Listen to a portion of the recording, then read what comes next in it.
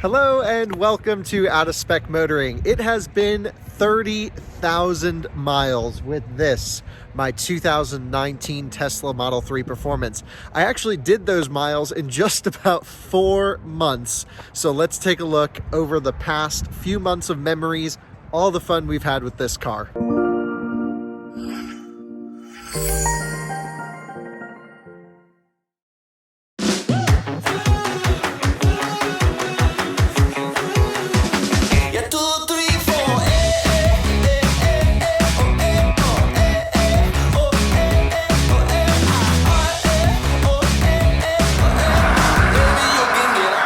This thing is good.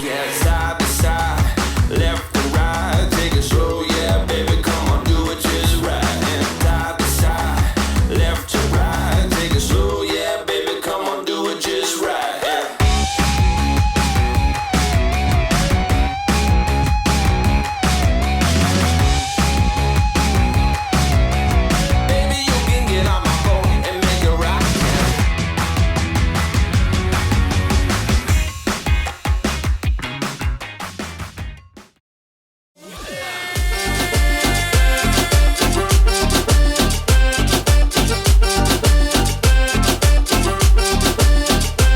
¿Cuál es el punto? El asunto está corrupto. Vida dedicado al falso contaminado, encaminado a los campos minados. Seres que gobiernan y controlan nuestra tierra hipnotizado con su juego mental, limitando nuestro potencial como ser humano, no dejando que lleguemos. No quieren que seamos, quieren mantenernos controlados. Babilón, ¿qué pasó? Los que tienen el poder tienen el futuro en su mano. El mundo que está cambiando, ¿acaso el humano será capaz de cambiar el microchip que le han implantado? Baila muchachita, baila muchachito, baila abuelo, baila abuelita, cambia tu ritmo, maravilla.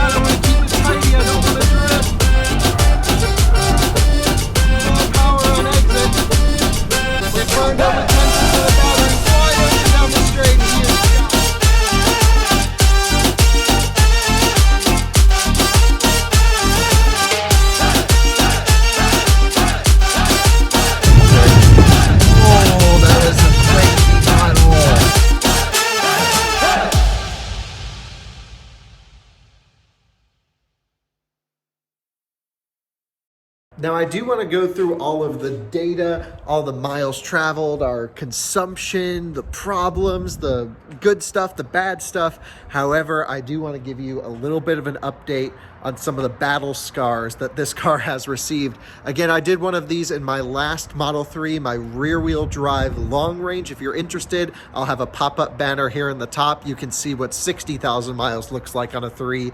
But this car has done a lot of driving over just a few months. So let's take a look at the scars. So you can see the car looks pretty good. I have run it through a car wash. By the way, these are the out of spec track stickers. We'll have these available at some point soon. But this brings us to our first issue right here. My friend Christoph smacked this door into a pole and left a dent. He did offer to pay, but I'll get it fixed at some point. Other than that, there are some bug guts baked into the paint just from driving it all around, but the PPF on the front has been doing okay. It's lifted a little bit around the parking sensors. That may need to be redone at some point soon, but this car really gets hit with a lot of stuff up front. The main problem with this car though are the wheels and tires. So when I first got the car, it came on Michelin Pilot Sport 4S's. We shredded those in about 2,500 miles, and then I decided to do a test of the cheapest tire possible, and I may end up doing a video on them, and they're the Nankang something, but they're only $77. Anyway, I've put like 27,000 miles on these. They're definitely way past their life. It's time for some new rubber, and so we got to get that done. I should have 18-inch wheels coming. However, it's just taken a while, so I think I may need to put some new rubber on these 20s. Anyway, one of the biggest problems was from our big road trip video, my road trip video, where I got the pothole On this tire, it bent the wheel pretty bad. So I have a pretty gnarly front end vibration off this wheel, and I have a different brand of tire on it. So I really need to get the wheels and tires sorted. On top of that, this one right back here, I hit another pothole coming home from DC when I was visiting Electrify America, and have a leak that I need to top up every 20 miles or so right here. So definitely need some new rubber, need to get that wheel straightened out, and then we should be good. Everyone's been curious about the white seats, especially with the dogs. I mean, they get muddy, they come in here. This is not my first Tesla with white seats. My Model S had them, and I really fell in love with how easy they were to clean.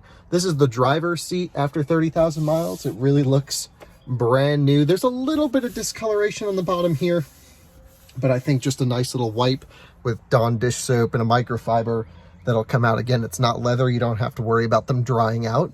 And you don't want to use anything too abrasive on the white seats because it will remove that coating that comes on them. Other than that, I think probably, well, you can see Blue's hair. I've already shown you this all around the inside from him running around. It just needs to be detailed in here. But the window tint, I did a 20% tint, has been amazing. The biggest change, the windshield being tinted, that is like a life changer. It is so nice having a windshield tint. Helps with easy on the eyes, really awesome. But yeah, inside looks pretty much brand new. If we just vacuum it out and wipe down all the stuff, you would have no idea that two disgusting dogs are in here all the time, and it's been road tripped all across the country. So that's the visuals on the inside, but this piece, let me see if you can hear this. This is all I hear driving down the road. This whole piece squeaks. It's super annoying. The lumbar in the driver's seat, this has completely stopped working. And other problems, let me think. Just a couple rattles from the back seat, but my last Model 3 had that. I think that's just a super terrible engineering thing. And the battery pops and bangs a lot. All the new 3s do that. But that's only when you're putting a huge temperature change in it or driving up and down hills where there's pressure differences. So that can be kind of annoying. We're now inside. The dogs are here. Let's run through the data. If you guys are unfamiliar with a service called TeslaFi or TeslaFi.com, it's a back-end service that tracks everything about your car. It's really cool. So we'll be able to see battery degradation. I'll explain a little bit more about how that's calculated. People don't really get that right. All the trips we've taken, the mileage, the blah, blah, blah, blah, blahs. So let's dig into the fun data, and then lastly, we'll finish up with the cost. So now we're inside of TeslaFi, and this is the landing page. Of course, you can see a few things about the car. The car has a little over 30,000 miles if you look to your top right. But let's go first and look at where this car has been driven in its 30,000 miles. So I have gone cross country in this vehicle from here in North Carolina to California. It takes a while because it has to compile all this data.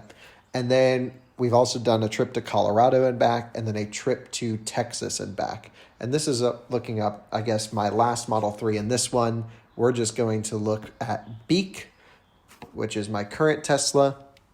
And this is where it's been. It's also been to Florida 3 different times. Forgot about that. And I'll be bringing it up to New York and Connecticut area where my parents live here shortly.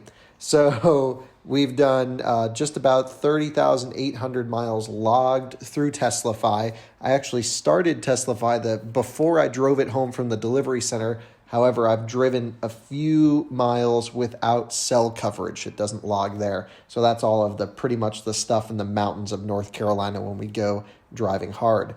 You can see our average watt hour per mile is 332. I actually think it shows a little bit higher in the car. The calibration isn't perfect, but it's really that low because of the 20-inch wheels and the dual motor cars. They just get terrible efficiency compared to the long-range rear-wheel drive cars and the standard pluses. So you can see here, blah, blah, blah, gas savings. This is over my old, I don't know if I based it off my old Range Rover or Panamera Turbo, but both didn't get great mileage, so that's that. We'll go through the cost bit in a minute. So let's actually start there. So I can go here to go to charge summary. So let's go in here. And this shows all of the places I've charged. So home, our racetrack, Alyssa's parents, my parents' place in Florida, and then just all of these different random places. So I've done 262 different AC charges. That's anything that's a level 1 or level 2 charging at 40 different locations nearly. And you can see here I've added about 4.5 megawatt hour to the car. Now my home charging at home electricity rate only cost me $272, and that's all I've spent. Pretty much everything else is free charging, maybe a couple dollars here or there, but pretty much free. Now these are all the superchargers that I've visited. You can see a ton of them in this car. I have been to 203 different charges at 129 locations. I've added almost 7 megawatt hours to the car. And you can see because this car has free charging, it saved me $750. Now this number is based off of my savings at my home electricity rate, which is about 11 cents per kilowatt hour. So it likely would have been significantly higher if I went off what Tesla charged. The reason my car has 2 years of free supercharging is because of the delivery date was the last day of September 2019, and Tesla had a program. If you ordered and took delivery within a certain time frame, they gave you 2 years free. That's actually one of the reasons I upgraded to the performance. You can see it actually probably saved me. This is probably closer to 2,000, 2,500 in charging, and it's only been 4 months, so that's pretty nice.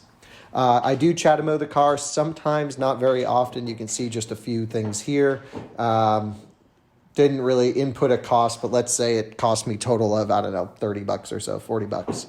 And you can see here the total charges to the vehicle are 11.5 megawatt hours. It's spent almost 35 days charging. But again, most of that's just done at home at night. And now we get to the fun stuff, the battery degradation report. And these numbers are calculated off of every completed charge. The BMS basically will say, here's what I expect to get at a full charge in rated range.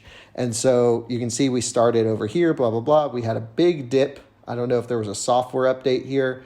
2019.36.2.1 doesn't look like it. Who knows what could have happened here? And then it pops back up. So you can see it fluctuates often because the BMS never really knows how much energy is in the battery pack. It constantly guesses. Now, I believe that this car has quite an accurate representation of what's in the battery because I run it down to 0 and full charge it quite often, which is very hard on a battery pack. It also gets driven on the track all the time, of course. Having our own racetrack, it's out there at full acceleration often. So with all of that considered, all the abuse, I put it through all of the DC fast charging. It's had a lot of supercharging. For it to lose just about 10 miles over when it was rated is really not that bad. Not perfect, not as good as what my rear-wheel drive was, as it showed about 3% loss over 60,000 miles. Another contributor factor could be that Tesla has put a hidden buffer, or I should say increased the hidden buffer at the bottom of the battery pack. So they took what was once usable range and moved it down to the bottom of the pack. So where 5%, let's just say, used to be 5%, it might be actually closer to 6 or 7% of the battery pack. And then this will just show you all of the completed charges, all the times my car. So it's been full charge 10 times, 99% 4. So you can see all of the times it's reached and finished charging. I typically charge it to 80% every day. And this is a new graph for Teslafy. I haven't played around with it yet, but just my initial estimate is this is where my car is, and these other cars, this green line is the fleet. It shows about 25, 32 vehicles, something like this. I guess it says 4 vehicles here towards the end, but over at this rating, there's more. It'll show their expected 100% charge. Now, again, whenever I'm not driving my car, I keep it somewhere around 40 or 50% state of charge when it's sitting. I charge it to 80% every day, goes to 100% before trips, and it gets drained all the way down to 0. So while I am hard on the battery, I do try and take care of it, and my BMS does get shown the top and bottom of the pack often. So you can see my car is doing better than most of the fleet here, even though I really treat it quite aggressively. And yeah, that's kind of a cool graph. I like this one. And there you have it. That's what 30,000 miles looks like in the Tesla Model 3 Performance. A lot is going to change around here. We have higher quality videos coming out, although I do like these sort of informal ones. Please follow us on Instagram if you don't already, at Out of Spec Motoring. I typically do a lot of story updates. If you don't subscribe to the YouTube channel, please do. We're going to start doing a lot more stuff based out of our studio. The reason I don't go up all the time is it's 91 miles one way from my house. So I round trip 180 miles basically to my office. I go up about 3 days a week. But if any of you are traveling up and down 95, let me know. Happy to meet you there, show you around. Other than that, thanks for watching. We'll catch you on the next one.